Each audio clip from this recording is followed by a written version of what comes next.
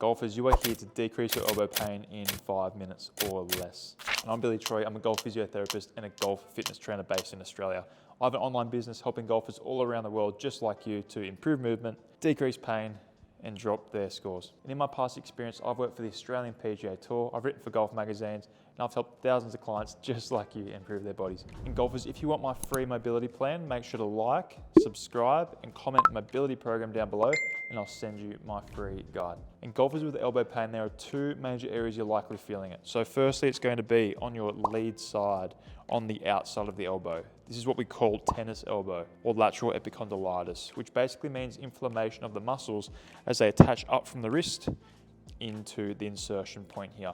And typically, I see this when we are going through the impact zone, the club makes contact with the ground, the wrist extensors are working really hard to keep the club in a neutral position, whereas naturally the club wants to force our wrist into flexion, which creates a large stretch here. So these muscles are working incredibly hard for all of your iron swings and even with your driver swing as well. Or you may have what we call golfer's elbow, which is on the underside of the arm where muscles are attached from the hand and the wrist into the inside insertion here. So this one here is called medial epicondylitis. So both very uncomfortable, very common with golfers. Again, as we come into our impact position, we're trying to hold the wrist in neutral and the club naturally wants to bend us back into extension. So these muscles are stressing to try and keep our club here. Some things to consider as well, apart from exercises, practice surfacing. If you're using ground, which has a concrete base, you're going to have more stress on the hands. If you have really small grips and you're gripping them really hard, that's going to increase the amount these muscles are working.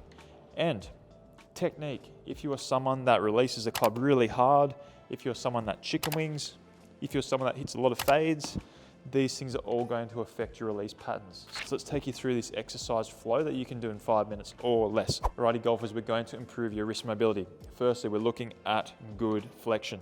So we should have roughly 70 degrees of bend in the wrists. Next, we're going into extension. So we want, again, closer to 70 degrees or better with this.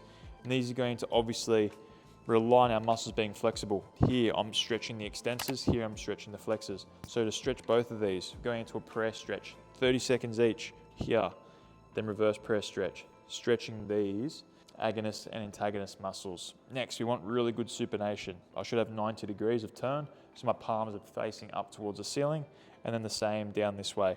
With each of these, we're going to do assisted rotations for 30 seconds on each side, going back and forth between pronation and supination there, in both directions. I'm feeling a bit of clicking and cracking, which is totally normal. Make sure it's quick, it's dynamic, and you're moving as you would in a golf swing. Then we're going to improve our ulnar and radial deviation. So in this position, we're trying to just go through the actions. Feel free to use some gentle passive force with the other hand, going through handshake actions, again, being gentle. And in our golf swing, we're moving through radial deviation in the backswing to ulnar. So we want really good flexibility to avoid ECU injuries on our hands. So golfers, we have the mobility sorted, 30 seconds at each of those drills. Now we're going to do some banded strength work. So with these strength exercises now, you're going to do 8 repetitions of each of these drills. So firstly, we're going into wrist extension. So I'm locking out my elbows by the side. And from here, I'm just trying to extend the wrist up as much as I can, which is going to help protect me from these tennis elbow injuries or lateral elbow injuries.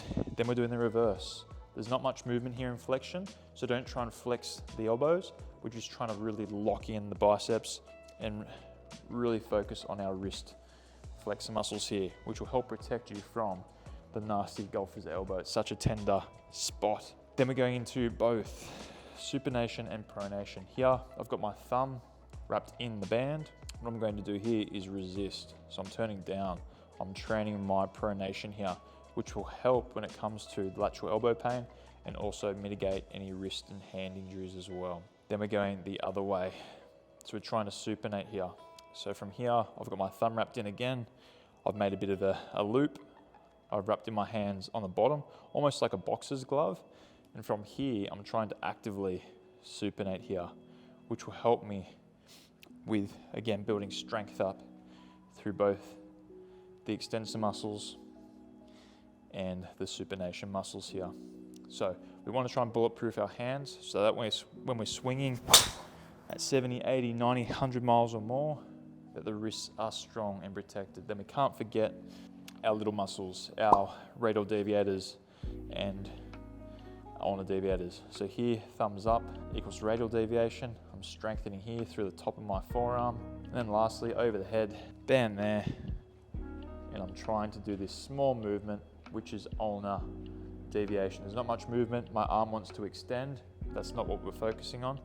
We're focusing on these little wrist muscles, so 8 of those. So there you go. They are your drills to improve your tennis elbow, your golfer's elbow, your wrist injuries in under 5 minutes. I'd suggest if you do have these injuries, 2 to 3 times a week, do this exercise flow or before you play. Manage the things I touched on before, so the ground, grips, your swing mechanics, chicken winging, things like that nature, and that will certainly help. And making sure that you're managing your practice load. If you're practicing multiple times per week and you've recently ramped up the intensity, then you want to make sure that you're slowly building that up by 10 or 15% per week. If you double your practice load or you double your playing load, these injuries are likely going to spike because your body isn't accustomed to that. So that's where this strength and mobility training comes in. Make your body more resilient so you can cope with the demands that you want to place upon it. I'll see you next time. Make sure you like, subscribe, comment mobility program below for my free program, and I'll see you in there.